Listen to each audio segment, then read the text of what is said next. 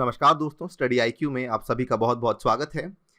जहां एक तरफ इंडिया और चाइना के बीच में चल रही हैं बॉर्डर पे टेंशन्स, वहीं दूसरी तरफ चाइना तिब्बत में लगभग 1 ट्रिलियन युआन का एक्सपेंडिचर करने वाला है, जिसके तहत वो तिब्बत में इंफ्रास्ट्रक्चर की डेवलपमेंट करेगा। 1 trillion yuan approximately amounts to 146 billion dollars, US dollars की बात कर रहा हूं। इतना सारा पैसा ये बेसिकली लगाने वाले हैं तिब्बत की डेवलपमेंट के लिए। इस वीडियो में हम बात करेंगे कि एग्जैक्टली चाइना की रीजंस क्या है यहाँ पे तिब्बत में इंफ्रास्ट्रक्चर डेवलपमेंट करने के लिए, किन किन प्रोजेक्ट्स में पैसा लगने वाला है, and finally why is this a cause of concern not only for Tibet but also for India itself. चलिए स्टार्ट करते हैं मेरे साथ। मेरा नाम है अनिरुद्ध। इस लेक्चर की पीडीएफ को यदि आप लोग डाउनलोड करना चाहते हैं तो मेरे टेलीग्राम चैनल से कर सकते हैं। इसके अलावा सोशल मीडिया पे भी आप मेरे साथ जुड़ सकते हैं। स्टडी आईक्यू की ऐप, जिसको कि आप लोग गूगल के प्ले स्टोर से डाउनलोड कर सकते हैं, इस ऐप पे हमने आने वाले प्रीलिम्स के लिए एक बहुत ही इंटरेस्टिंग और महत्वपूर्ण कोर्स लॉन्च किया है, दैट इज 1000 MCQs पॉलिटी का ये कोर्स। यदि आप अपनी स्टैटिक नॉलेज को तुरंत टेस्ट करना चाहते हैं, आप इस पर्टिकुलर कोर्स को ज़रूर बाय कीजिएगा एंड यहाँ पर आप जाकर अपनी स्टैटिक नॉलेज को टेस्ट कीजिए सो दैट पॉलिटी के सेक्शन को लेकर आप काफ़ी कॉन्फिडेंट हैं। राइट। अगस्त 28 को एक काफ़ी हाई लेवल मीटिंग हुई थी जिसमें सीसीपी के काफ़ी सीनियर मेंबर्स बेसिकली आपस में मिलते हैं।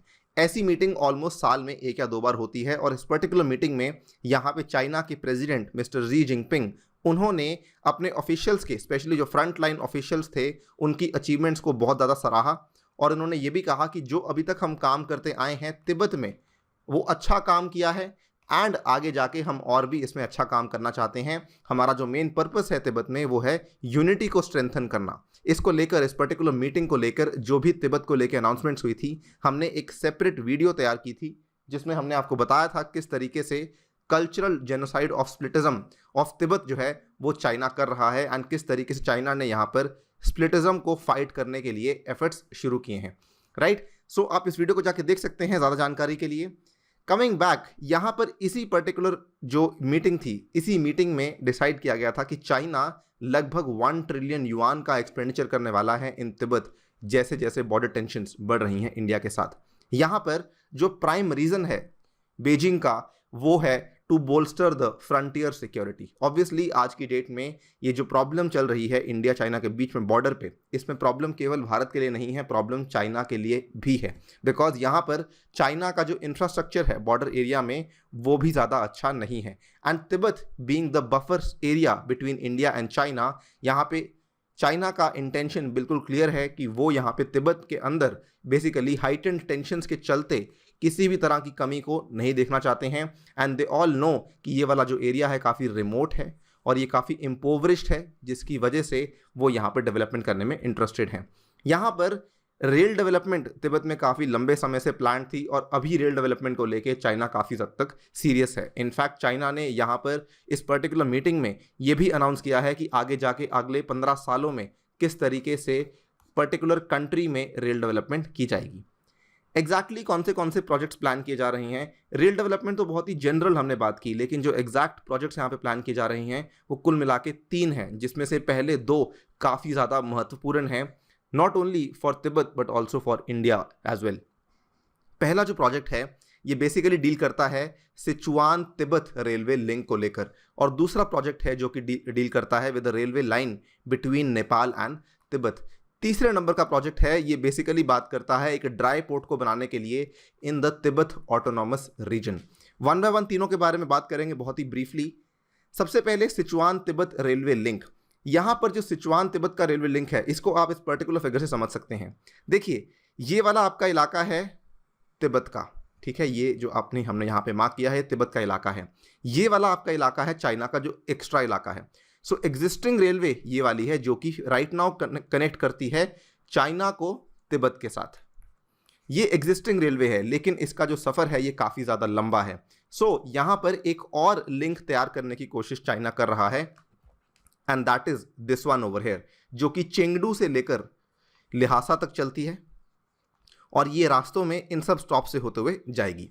अब इस पर्टिकुलर फिगर में आप और बेहतर तरीके से समझ पाएंगे। ये है आपका चेंगडू, ये है आपका लहासा। ठीक है। So Lhasa very very close to Bhutan, आपको मालूम होगा, very very close to Sikkim also, right. यहाँ पर जो सबसे इसका कंटेंशियस पॉइंट आता है वो आता है निंगची। निंगची अरुणाचल प्रदेश के फ्रंटलाइन बॉर्डर के बहुत ही नज़दीक है, very very close to the India China border across Arunachal प्रदेश।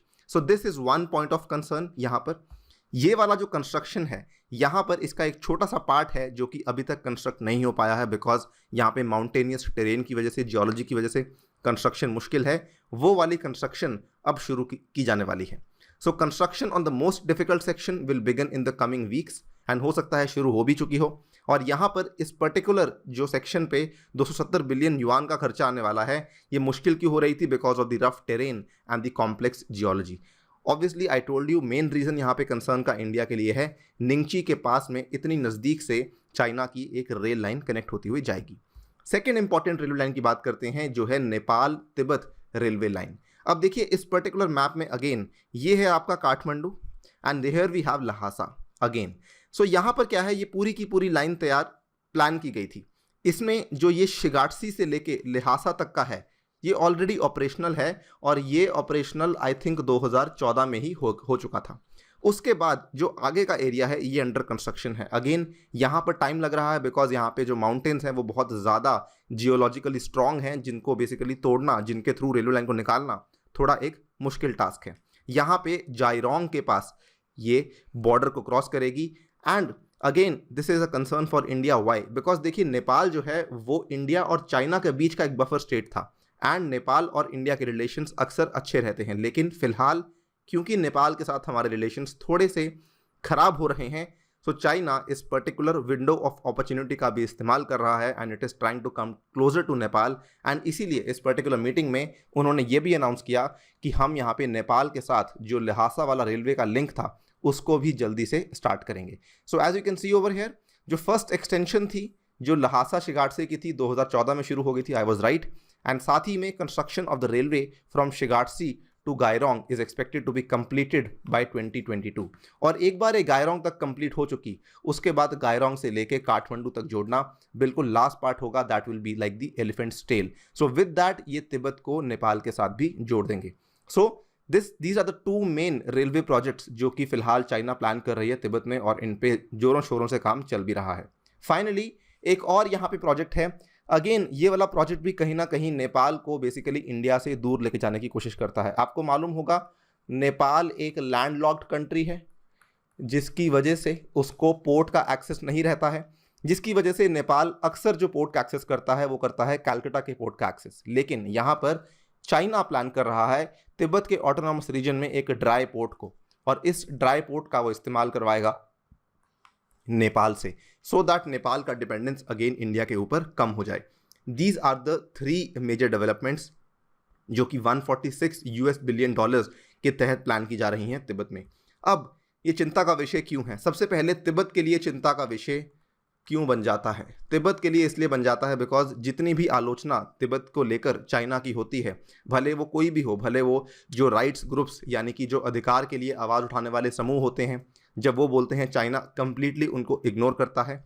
इसके अलावा इवन जो ह्यूमन राइट्स एब्यूजेस होती हैं यहाँ पे, इसको लेके यूएसए ने भी कई बार बोला है। इनफैक्ट हाल ही में ड्यूरिंग द लॉकडाउन, मई या जून की बात है, जब यूएस ने ये घोषणा की थी कि हम यहाँ पे वीज़ास को रिस्ट्रिक्ट करेंगे for some Chinese officials over Tibet. Basically क्या था कि यहाँ पर यूएस के कुछ ऑफिशियल्स को चाइना रिस्ट्रिक्ट कर रही थी कि आप तिब्बत में नहीं जा सकते हैं, जिसके चलते यूएसए ने कहा कि जो चाइनीज़ ऑफिशियल्स बेसिकली यूएस के ऑफिशियल्स को यहाँ पे रिस्ट्रिक्ट कर रहे हैं, उनको हम यूएसए में आने की अनुमति नहीं दे सकते हैं। So obviously there are a lot of things जो कि पब्लिक में नहीं है, जिसके चलते यूएस का ये करना आई थिंक कहीं ना कहीं सही भी था। एंड फाइनली यहाँ पर एक और बड़ी डेवलपमेंट हुई थी, मई 15 की बात है, जिसमें कई सारी अर्जिस के बाद यहाँ पे यूएस ने कहा चाइना को to release Buddhism's 11th Panchen Lama. 11th Panchen Lama, इसको लेकर हमने सेपरेट वीडियो बनाई है। पंचन लामा माना जाता है जिस पर्टिकुलर बच्चे को यहाँ पे अगवा किया गया था, 1995-96 के आसपास की बात है,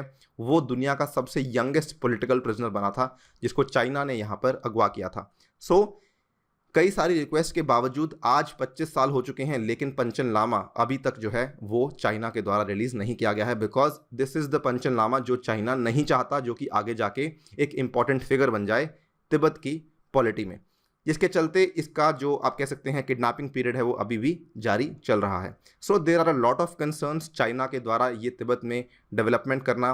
कुछ इनफैक्ट राइट्स ग्रुप्स ये भी मानते हैं कि चाइना जिसको डेवलपमेंट मानता है, तिब्बतियंस उसको कल्चरल जेनोसाइड मानते हैं।